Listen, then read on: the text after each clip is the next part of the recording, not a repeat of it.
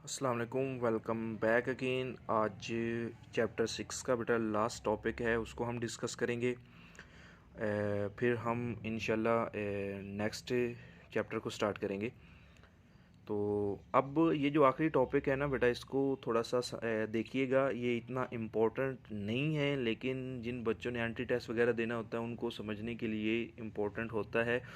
तो ज़्यादातर ये बातें ना आप पहले से जानते हैं, अब मैं मज़ीद उनको रिवाइज़ करवा देता हूँ। Effect of the bonding on properties of compounds, वो कहता है कि ये जो आपस में बॉन्ड्स बनते हैं। अब हमने पढ़ा है बॉन्ड्स दो तरह का होता है, एक ऑयनिक और कोवलेंट। क्योंकि इस चैप्टर में हमने ज़्यादातर थ्योरीज़ के अंदर हमने कोवलेंट कंपाउंड मतलब कोवलेंट बॉन्ड्स को डिस्कस किया है, और ऑयनिक को भी हम अच्छे से जानते हैं, छोटी क्लासेस में पढ़ के आए हैं कि ionic bond is the strongest bond among all the bonding forces. वो कहता है कि इन दोनों का अगर कंपेयर करें तो हम यहाँ कुछ प्रॉपर्टीज़ को डिस्कस करेंगे। तो हमारे सिलेबस में ना बेटा तीन प्रॉपर्टीज़ को यहाँ पे डिस्कस किया गया है, तो मैंने उन तीनों को यहाँ छोटा छोटा करके लिखा है, क्योंकि ये पेपर में इतना ज़्यादा नहीं आता, शॉर्ट क्वेश्चन ही बन सकते हैं, तो वो भी इतने ज़्यादा इंपॉर्टेंट नहीं है। पहला बेटा है सॉल्युबिलिटी, कि अब ऑयनिक कंपाउंड्स जो होते हैं जिनमें ऑयनिक बॉन्ड पाया जाता है, कोवलेंट कंपाउंड जिनमें कोवलेंट बॉन्ड पाया जाता है, तो ये किन किन चीज़ों के अंदर हल होते हैं। बेटा देखो, सॉल्युबिलिटी का बेसिक प्रिंसिपल आप जानते हैं, लाइक डिजोल्व लाइक, कि ऑयनिक कंपाउंड्स ऑयन से मिलकर बनते हैं। तो ये जो ऑयनिक कंपाउंड्स होते हैं ज़्यादातर बेटा ये पानी के अंदर हल हो जाते हैं, मतलब mostly ionic compounds are soluble in polar solvent just like water. तो यही चीज़ बेटा यहाँ पे मैंने लिखी है। वो कहता है कि as we know that ionic compounds are formed by ions, जे चूँकि आयन से मिलकर बने होते हैं, they are mostly soluble in water and usually insoluble in non aqua solution. मतलब कि नॉन एक्वा सोल्यूशन जैसे कि बेंजीन है, ईथर है, अल्कोहल्स है, कार्बन टेट्राक्लोराइड है, फिनोल्स है, इनके अंदर ये हल नहीं होते। लेकिन ये जो पानी होता है या एक्वा सोल्यूशंस होते हैं उनके अंदर ये बहुत अच्छे अंदाज में हल होते हैं। लेकिन दूसरे साइड पे अगर देखते हैं तो वो कहता है जो कोवलेंट कंपाउंड्स होते हैं, चूंकि ये नॉन पोलर्स होते हैं, इसलिए ये नॉन पोलर या नॉन एक्वस, मतलब ऐसा जो पानी के बगैर सॉल्वेंट होता है, नॉन एक्वस सॉल्वेंट, उसके अंदर ये इजीली सॉल्युबल होते हैं। पानी में ये इतने ज़्यादा हल नहीं होते। तो बेसिकली बेटा सॉल्युबिलिटी वही है, लाइक डिजॉल्व लाइक, कि नॉन पोलर में हल होंगे, पोलर्स पोलर्स में हल होंगे। उसके बाद बेटा दूसरी एक प्रॉपर्टी है आइसोमरिज्म। ये आपने 10th क्लास में पढ़ा हुआ है कि आइसोमरिज्म का मतलब क्या होता है। आइसोमरिज्म का मतलब होता है ऐसे कंपाउंड्स जिनका मॉलिक्यूलर फार्मूला एक जैसा होता है, लेकिन उनका जो अरेंजमेंट ऑफ एटम्स होती है या स्ट्रक्चर फार्मूला होती है वो डिफरेंट होती है। अब चूंकि बेटा ऑयनिक कंपाउंड्स में हमने चैप्टर 4 के अंदर, अगर आपको याद होगा, ऑयनिक कंपाउंड्स की प्रॉपर्टी में पढ़ा था कि ये नॉन रिजिड होते हैं। नॉन रिजिड की जगह पे वहाँ मैंने आपको लफ्ज़ लिखवाया था, दे आर हाईली ब्रीटल, मतलब जल्दी टूट जाते हैं। मैंने आपको मिसाल भी समझाई थी कि नमक को हथौड़ी से हम हिट करते हैं तो वो टूट जाता है। नॉन रिजिड का मतलब ये होता है। और नॉन डायरेक्शनल भी मैंने आपको वहाँ पे लफ्ज़ लिखवाया। नॉन डायरेक्शनल का मतलब मैंने आपको वहाँ पे समझाया था इस तरह से करके कि मींस ये पॉजिटिव चार्ज है, हमें कोई पता नहीं है इसको मतलब हर साइड से नेगेटिव ने घेरा होता है, ये होता है नॉन डायरेक्शनल बॉन्ड। मतलब ये बनाते हैं, कोई पता नहीं है कि इसका बॉन्ड किस नेगेटिव से बना हुआ है। तो चूंकि ये सख्त भी नहीं है, नॉन रिजिड है, नॉन डायरेक्शनल है, इसलिए ये आइसोमरिज्म का फिनोमेना शो ही नहीं कर सकते।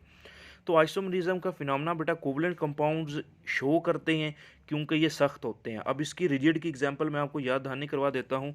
हमने इसी चैप्टर में डायमंड पढ़ा था, तो डायमंड में कोवलेंट कंपाउंड कोवलेंट बॉन्ड था, वो बहुत सख्त था, हमने पढ़ा है।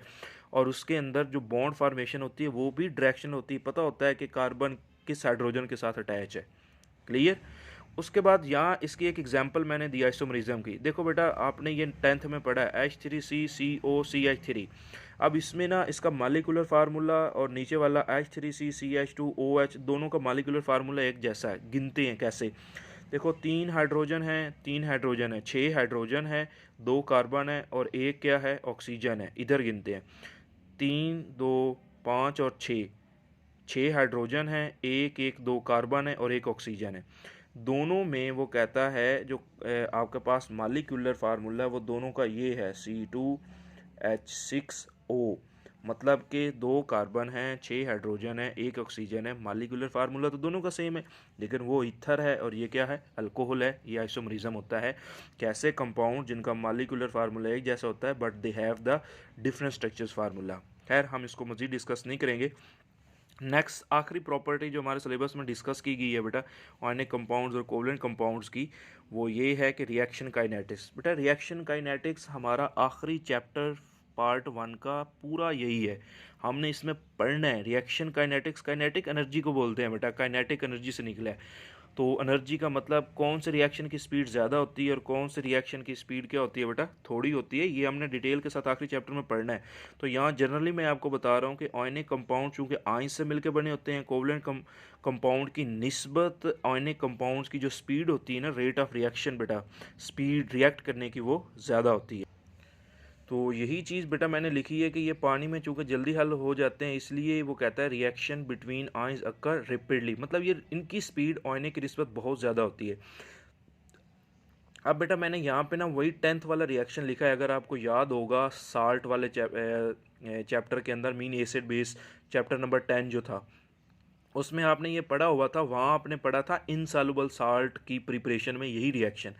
वो कहता है जब सिल्वर नाइट्रेट ये सोडियम क्लोराइड के साथ रिएक्ट करता है तो ये silver chloride with in 1 second बना देता है। जैसे ही डालते हैं ना, मिनट में ये बन जाता है।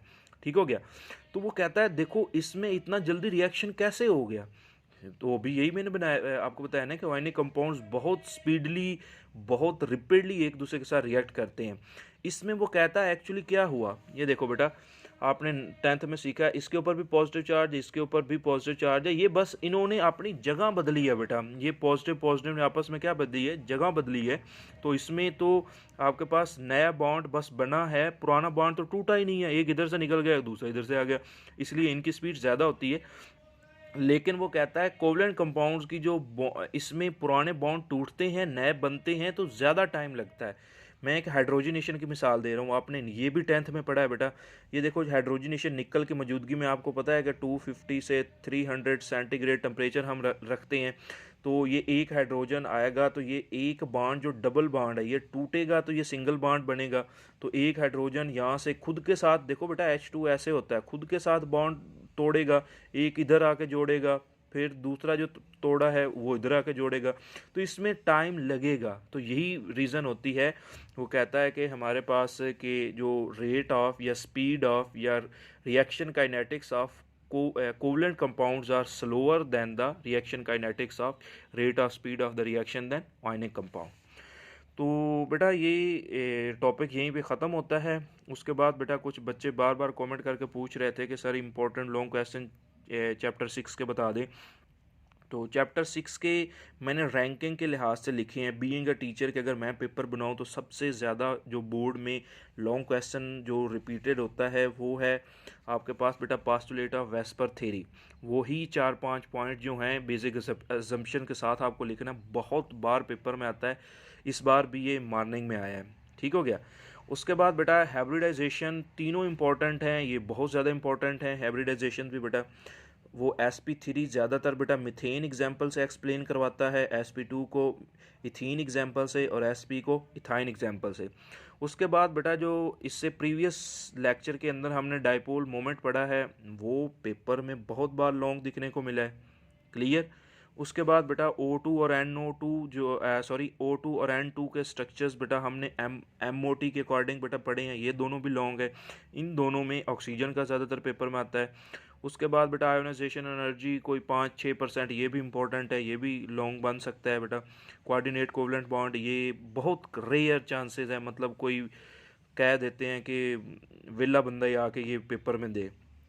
उसके बाद बेटा AB3 और AB4 टाइप्स वेस्पर थ्योरी के अकॉर्डिंग ये 1-2 बार लॉन्ग क्वेश्चन आ चुका है।